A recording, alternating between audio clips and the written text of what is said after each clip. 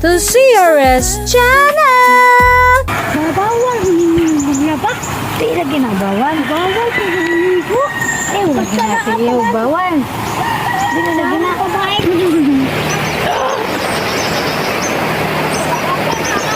Video ragyo ko din mga kawinner sa among lugar sa suba namo.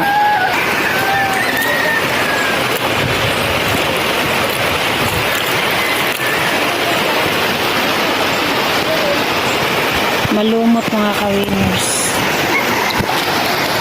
Sabi ng kapitbahay namin bawal daw maligo ang kapatid, anak ba. Pero nakaligo naman ba ito ni Agi? Ay, danlog kaayo.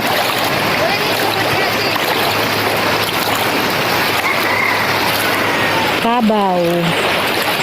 Mamalhin si Ate Kabaw. Naligo, manggaya ko dito ni Agi. Waman ko na naton.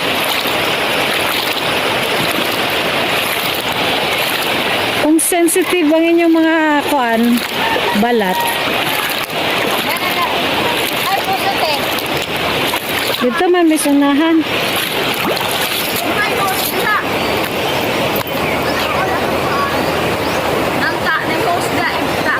Open na diha up sa kinsa maligo. Dili ra lagi mi sa una. Waba ay ito niya aging adlaw. Wala niya ginapaliguan to. Ligaw daw kaayo. Ang chlorine daw sa water district. Chlorine? Adinin dati na nagbahay chlorine kay makaputi. Tabaw ko. Dito man. Dito mas taas. Mga bata daw diri wala daw ginapaligo. Kamo, basta ako naligo na ko diri ato sa kadlaw. Paaman ko na unsa. Tagasuong gali na ni. Ha? Tagasuong na ni. Wala nila ginapaligo sa mga bata. Kamo good. Sa pondring. Lala mo. Ang katayaw, mama ni ang class diri. Bahala mo.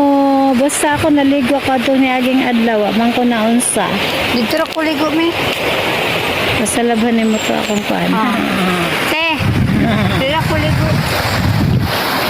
Bawal daw mga kawinners kaya madumi daw yung tubig. May chlorine. Maganda nga yung chlorine eh. Pampalinis nga yun.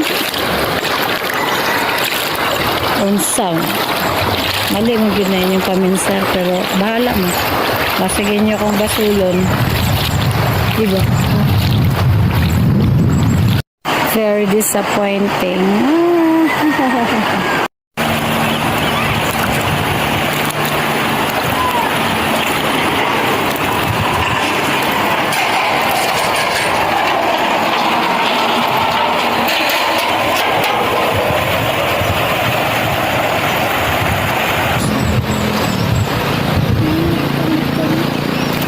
May mga itim-itim. Di ko alam yung pangalan yan. Ang dami.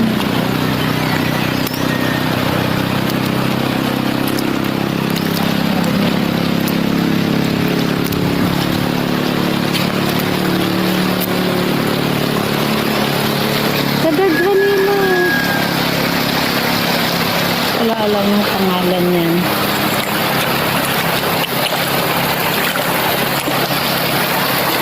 Daming isda, maliliit. Kasi ate, oh. With consent to, with consent. Nagpa-kuan siya kabaw. Patuna. Nagpatuna siya og kabaw. Diri sa suba.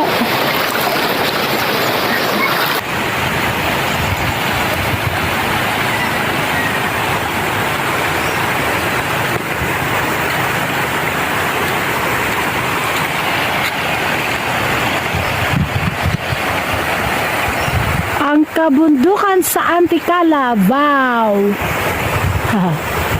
Dito mga kawinners may malaking bato. Ayan pa, may bato pa dyan.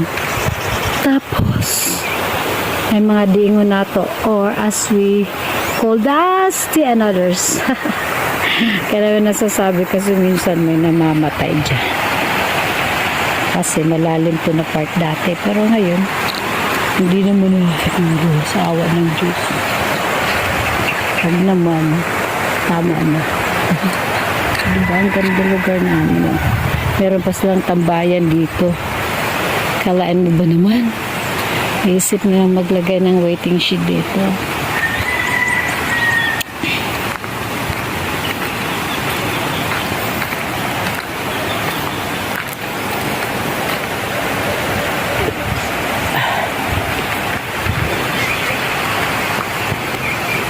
At meron silang tab. Puntahan natin yung tab.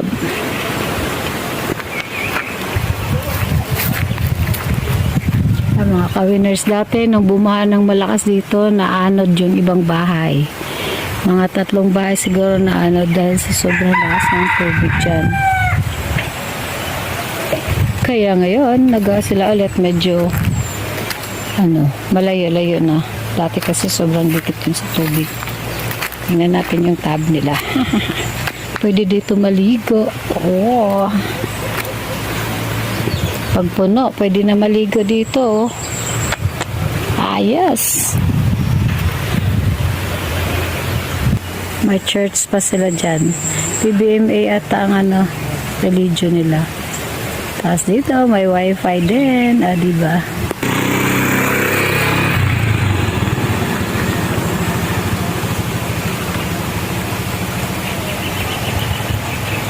Ang ganda, no? Maraming puno ng niyog at dahon. At mga puno ng kahoy. Kaya preserve ang lugar namin. Walang landslide. Kasi intact pa talaga yung mga tanim na kahoy. Actually, hindi naman lahat tanim. Pero meron ding tanim dito. At may mga prutas din.